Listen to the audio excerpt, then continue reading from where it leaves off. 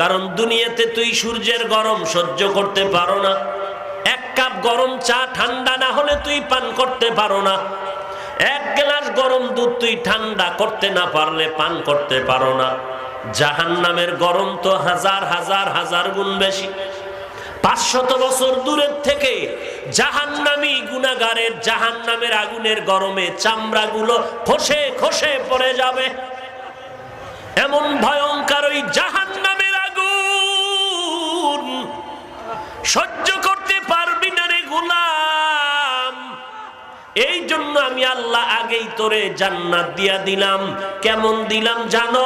মদিনাওয়ালা নবী বলেন, জমিনের মধ্যে যত মানুষ এসেছিল আসতেছে কিয়ামত পর্যন্ত আসবে, সবার নামে বরাদ্দ করা জান্নাতে একটা বাড়ি লেখা আছে। ফেরাউনের নামে জান্নাতে ঘর, নমরুদের নামে